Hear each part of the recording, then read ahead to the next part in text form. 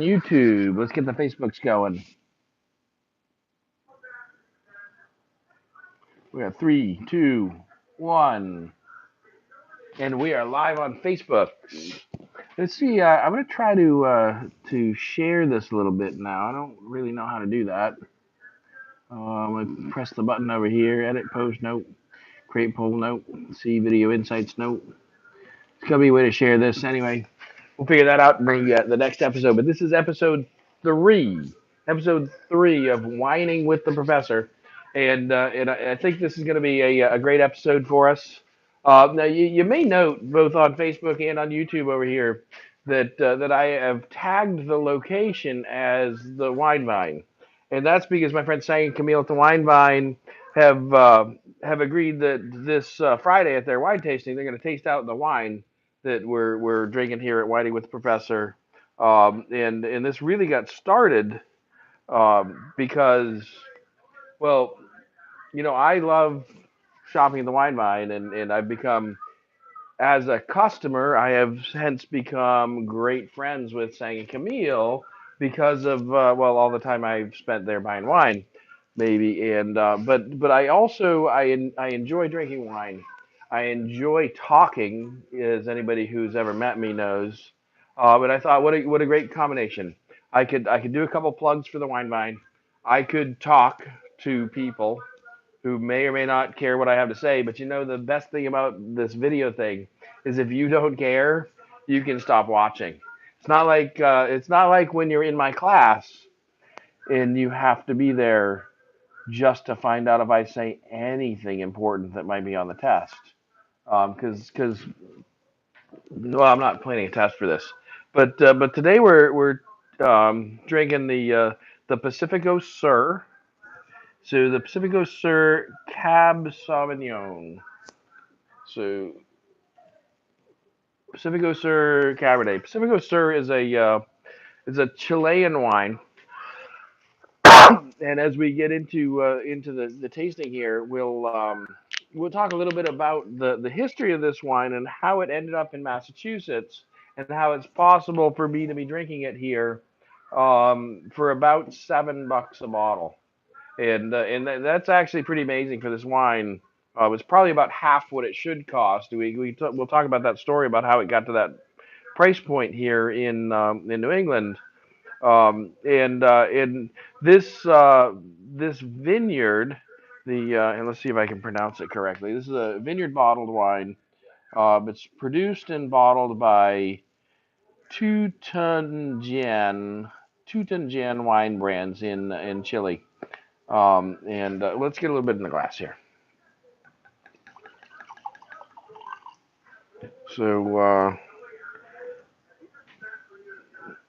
probably don't have the best light here for you guys to see the color, but it's pretty deep red. Um, I do love swirling the wine in the glass. I might do this more than I need to. And I could have opened this up a while ago and let it get a little bit of air, but I'm gonna taste it here right out of the fresh open bottle. It's really nice on the nose there. I'm really enjoying that. I'm also really enjoying kind of pretending to be one of those wine snobby guys that knows what they're talking about when they drink wine because well, I like wine. I have practiced drinking it.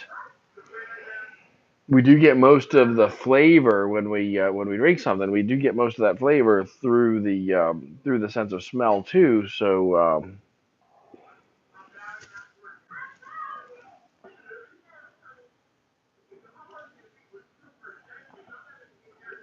well, that's worth another sip. Probably even worth another glass. It is. It is. I could have let it. I could have let it open up just a little bit. That first pour when you're thirsty for that first glass of wine and you can't wait. That first pour out of the bottle. It's probably just a little bit sharp right at the finish. But I've actually had this wine more than once before, and actually I got to pick the wine.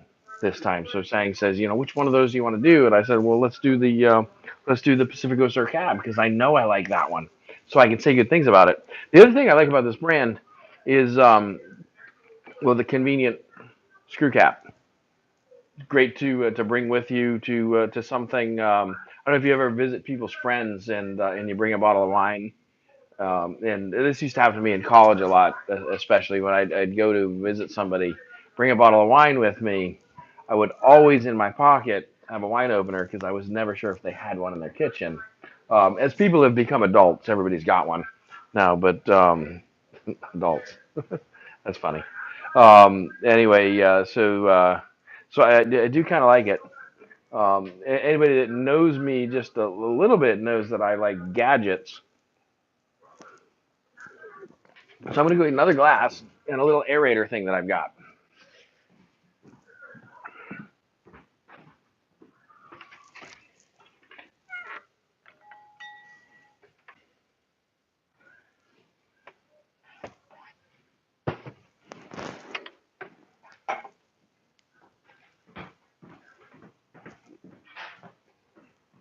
So I don't know if you've ever experienced this, but if you have friends who like to buy you gifts, maybe for Christmas, stuff like that, friends and family maybe, and they know you like wine, they think you want wine gadgets, and they're probably correct. So a couple years ago, I got this little gadget. I can't remember who gave it to me, but the idea here is that as you pour the wine in, well, it's got a little filter thing in case there's some cork in the wine, which probably didn't happen with the screw cap, but or there could be some fines in there. But it's got a little venturi chamber here, so as the wine goes down through the little chamber here, there's these two ports on the side that the air can come in, and so it kind of swirls around, gets a little bit more air in there, and it allows you to let the wine open up just a little bit more quickly. So let's just see, and it sounds really cool when you pour it. So let's just pour a little bit of this through that.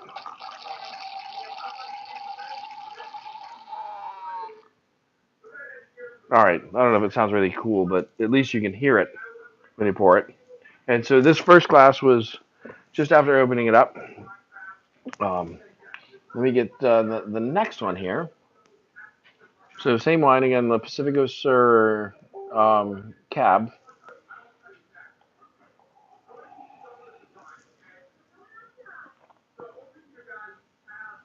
And there is still a little bit of a bite. Maybe it's like a tannin bite at the end there, but I do really like this one. I actually have some food with me today. I got some sweet potato fries from the air fryer that we got for Christmas. And if you don't have an air fryer, you need to get one. Um, I mean, it's basically just a convection oven in a different package, but it is amazing. I probably use it 3, 4, 5 days a week for cooking dinner.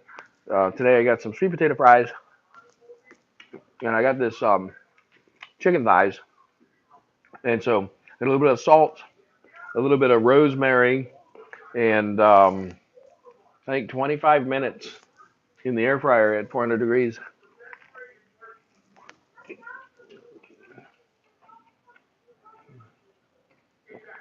And it's just about perfect. The skin is nice and crispy. There's no oil added. In fact, a lot of the oil from the chicken, a lot of the fat from the chicken drains off too. Um, so if you're trying to reduce the oil content in your cooking, it's great for that. But what I really wanted to do was put the wine next to another flavor. Mm.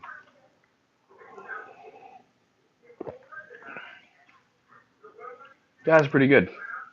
Um, all right, so we're whining with the professor. What is there to what is there to whine about today? There's so if you know me and if you've been hanging around with me at all, you know that I am a very positive person.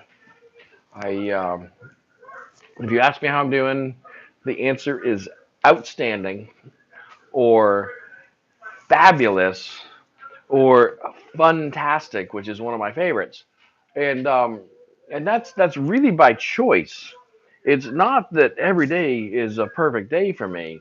It's that I've come to the realization maybe 3, 4, 5 years ago, maybe now, that I realized that the only thing that we truly get to decide, the thing that we actually get to choose, is how we feel about it. And so some of us will use wine to change our mental state, but you don't actually have to do that. You can feel better about it, and maybe it doesn't happen immediately. Maybe you're not going to see the bright side of the car crash when you're getting put into the ambulance and brought to the hospital, right? You're not going to see the bright side of it, but you're gonna. Every experience that we've had in our life has brought us to the point where we are right now. And people ask the question, if you could do it over again, would you make any different decisions? And I wouldn't, because I am in the place where I am right now, and I am the person that I am right now, and I've grown to become this person because of all those experiences together. And if I went back and changed something, I'd be a different person. So you can, for the most part, no, I'm just gonna say you can always find a bright side. I did a talk about this called Days of Our Lives several years ago in a group called I Inspire, and there's probably a video of that talk out on the internet somewhere. I'll see if I can find it, and I'll put a link to it in the comment down below to talk about why that feeling is there. But you get to choose how you decide to feel about it. I saw a thing today. So somebody's done a study where they said that you're 31% more likely to say yes if you're in a good mood. Is that what it was? I'll put the reference for that in the comments below. Also, or comments above if it's Facebook, I think, and comments. I can't remember, but there's a place where I can put comments here. Um, so there's that. There's people tend to get too stressed out and too excited about things that are not really that big a deal. If you can say in 10 years we're going to laugh about this, then why friggin' wait? Just laugh about it now. There's nothing special about those 10 years. If you if you can't do anything about it, so if something's happening and you can't take any action that's going to change it and stop it, then why are you stressing out about it? What's the thing? The bills come and you can't afford to pay them. Well, then you don't have a problem because you don't even have to take the time to write the check, right? All right, that might be an extreme example, but you get what I'm saying. Is people stress out too much, people focus too much on the wrong things, and it shortens their life. And I see it every day all around me. You see it, you know, the guy that honks the horn at you when they're behind you in the car because you yielded at the yield sign, right? You could get stressed out about that, or you could just realize that he's probably had a bad day. So I'm whining about whining today. There's really not that much in the world we can complain about. And if you're gonna complain about something, if you're gonna talk about it, then offer up a solution. Don't just say that sucks. Say this would be better if, and then you can actually make the world a better place. And I think it's all of our jobs to make the world a better place. At any rate, thanks, Sang and Camille, not the wine vine. Thanks. Oh, that's right. I promised you the story about this wine and why we can get it in the U.S. and why it costs like $7.50 a bottle here. And it's actually a really cool story. So there's a local businessman, there's a guy that owns a fairly large business in Boston. He goes on vacation with his family to Chile, And as they're traveling around Chile, and I guess if you're watching this, if you've drank any wine lately, you know that there's a bunch of wineries, there's vineyards and stuff in Chile. So he's there. He goes on a tour of the winery. He loved the wine, and he loved it so much that he bought the vineyard. He bought the vineyard. It's a state bottled wine. He then came back to the U.S. after buying the vineyard in Chile, the vineyard and the winery in Chile. He came back to the U.S. He became an importer and a distributor. So he's importing his own wine from his winery in Chile.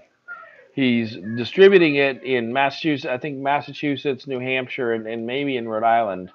Um, and so he, as the owner of the Chilean vineyard, is selling directly to the wine shops where you could buy this in this area, which is taking out like two middleman steps. So if you figure everybody marks it up 50%, this wine should cost 15-20 bucks. And instead, you're getting it at the wine vine. You're getting them for like 2 for 30 or 2 for 15, so about 7.50. And that's about the normal price. You'll see it, and there's other stores around town that carry this, but I want you to go to the wine vine to buy it because I want to keep being able to shop at the wine vine, um, uh, so that I don't have to find another wine shop to shop at. Because if I had to, you would hear me whining about it here on Whining with the Professor. Anyway, thanks you all for being here, watching this. If you've got any comments, feel free to put them in the comment tab below. If you have a topic that you would like me to whine about in the future, or if you have a wine that you would like to suggest for Whining with the Professor, just go ahead and put it in the comments, or feel free to private message me and reach out.